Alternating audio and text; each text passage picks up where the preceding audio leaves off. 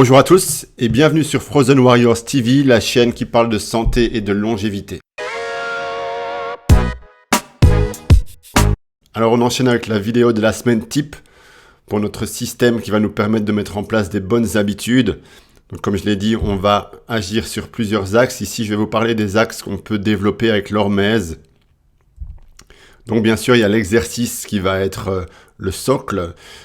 C'est bien connu que pour rester en bonne santé et pour optimiser la longévité, il va falloir bouger, mais pas bouger n'importe comment. Donc les proportions, il faut bien sûr faire de l'endurance et de l'entraînement en résistance. Et l'endurance, on conseille 180 minutes par semaine. Donc réparti un peu comme vous voulez, sortie courte, sortie longue. Donc la zone 2, c'est ce qu'on appelle la zone cardio zone 2, 65 à 80% de votre fréquence cardiaque maximale. Bon, on peut estimer la fréquence cardiaque maximale en faisant 220 moins l'âge pour les hommes. C'est une estimation, il vaut mieux la calculer de manière un peu plus précise avec d'autres méthodes. C'est pas le sujet de la vidéo aujourd'hui. Ça dépend aussi de votre métier, de ce que vous faites dans la journée. Si vous avez un métier très actif, bien sûr, vous allez pouvoir baisser cette durée. Maintenant, si vous avez un métier plutôt sédentaire de bureau, alors c'est important de bouger zone 2, 3 heures par semaine. Je sais que ça prend du temps, mais c'est nécessaire.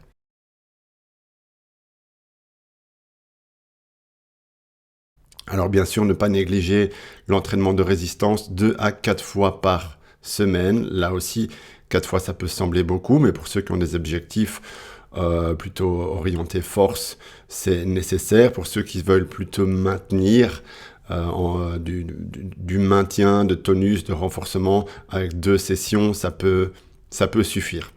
Donc, on verra dans des prochaines vidéos comment bien agencer un programme d'entraînement en résistance, mais c'est pas l'objectif de la vidéo ici. Ici, je vous balaye un petit peu la semaine type. Donc, bien sûr, mobilité, hyper important. À quoi bon être très fort, très endurant si on ne sait pas lasser ses chaussures? Évidemment, plus on vieillit, plus on se raidit et il faut lutter contre ça. Donc, au moins une fois par semaine, c'est le minimum. Mais vous pouvez faire ça à volonté, une routine tous les jours, un quart d'heure, même tous les jours une demi-heure. Ça peut aller jusqu'à tous les jours 1 heure si vous avez le temps, mais le minimum, c'est une fois par semaine, 1 heure par semaine. Vous pouvez faire du yoga, du stretching, des étirements. Il y a des applications, on les connaît, GoWOD, etc., qui sont pratiques. Moi, j'utilise Down Dog pour le yoga, très chouette. Bon, c'est comme pour tout, si vous avez une application sur votre smartphone, vous aurez plus facile à garder une habitude, en fait.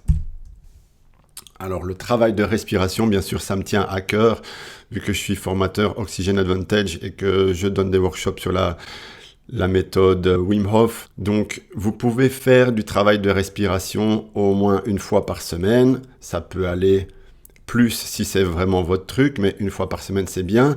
Alors, variez les modalités parce que sinon, vous allez vous lasser. Vous pouvez faire du Wim Hof, c'est très complet le Wim Hof, donc c'est des superventilations suivies d'apnée. Googlez Wim Hof, vous trouverez tous les protocoles.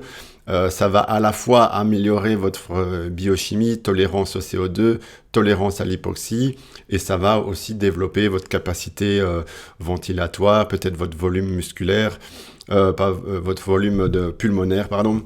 Alors vous pouvez faire aussi des tables d'O2 et de CO2, ça c'est les apnéistes qui font ça. Là, pareil, ça amène des adaptations biochimiques, tolérance au CO2 pour les tables de CO2 spécifiques et tolérance à l'O2 pour les tables d'O2. Vous pouvez faire ça allongé dans votre divan, dans votre lit, assis, il n'y a pas besoin d'être dans une piscine. Attention, niveau sécurité, ne faites jamais ça en piscine tout seul, ni au volant, bien sûr, c'est très dangereux. On peut perdre connaissance, etc. Donc, bon, moi, ça m'est jamais arrivé, même si je vais assez loin dans les apnées, mais c'est quelque chose d'assez commun. Vous pouvez utiliser des petits dispositifs. Moi, je teste ici l'Aerofit depuis plusieurs mois. Très chouette, là, vraiment pour travailler. Donc, on appelle ça RMT, hein.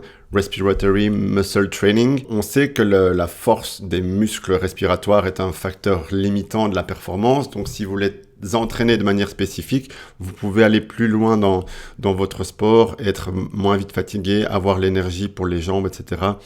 Donc, ça, c'est connu. On peut augmenter le volume pulmonaire, on peut augmenter la force d'inspiration, on peut augmenter la force d'expiration avec des dispositifs comme ça, on peut vraiment le mesurer. Il y a des petits graphes qui montrent l'évolution, etc. Donc, ça peut être intéressant, même si ces dispositifs sont encore assez chers, c'est en train de se démocratiser. Il y a celui-là qui est le Breathway Better, que je connais moins bien, mais qui a l'air utilisé aussi chez les athlètes. Et bien sûr, vous pouvez faire des exercices d'Oxygen Advantage, qui sont des exercices souvent ciblés sur la tolérance au CO2. Venez peut-être une fois à un de mes workshops là-dessus pour avoir plus de détails. Sinon, vous pouvez trouver plein d'infos sur Internet à propos des exercices qu'on peut faire. C'est souvent des exercices d'apnée statique et dynamique, assez facile à mettre dans une routine. Donc voilà, le travail de respiration une fois par semaine, c'est intéressant pour aller déclencher des processus hormétiques à ce niveau-là. Plein d'adaptations intéressantes.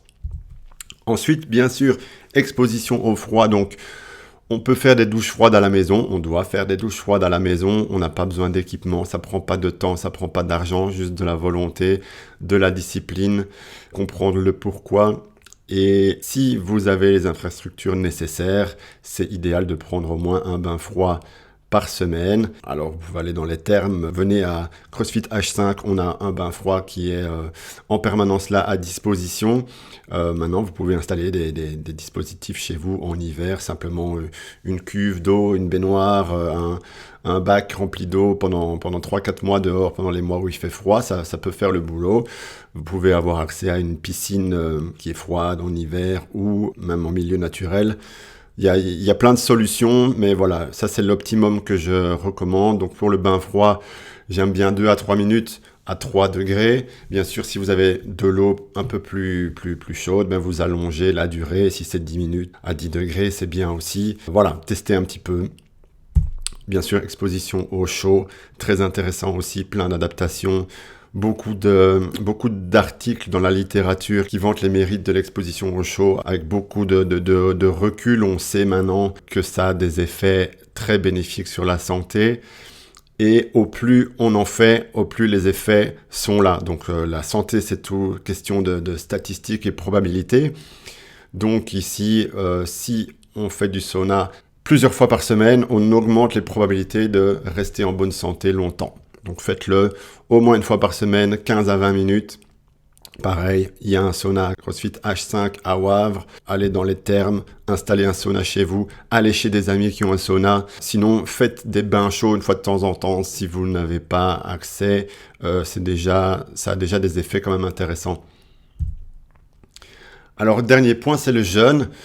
Donc le jeûne, ça amène toutes sortes de bienfaits. On a la flexibilité métabolique, on va pouvoir aller utiliser les graisses plus facilement avec tous les avantages que ça a. On a le processus d'autophagie que je ne vais pas décrire aujourd'hui, mais googlez-le qui est vraiment intéressant. On augmente la sensibilité à l'insuline, donc on reste loin des maladies métaboliques du style diabète, etc. Donc ce que je recommande, c'est du jeûne intermittent le plus souvent possible. Bon, ça peut être 2-3 fois par semaine. Si c'est une fois de temps en temps, c'est pas grave. On n'a pas besoin d'être rigide tant qu'on place ça une fois de temps en temps. Alors, un jeûne d'un jour, tous les mois, vraiment intéressant. Et alors, plus difficile, un jeûne de 3 jours, 2 fois par an, une fois en été, une fois en hiver. Plein d'adaptations très intéressantes avec le jeûne. Je rentre pas plus dans les détails aujourd'hui. Voilà la semaine type que je recommande pour ce système. Laissez-moi savoir dans les commentaires si vous avez déjà mis en place des choses et comment vous le sentez. Et on se retrouve bientôt pour une prochaine vidéo. Salut!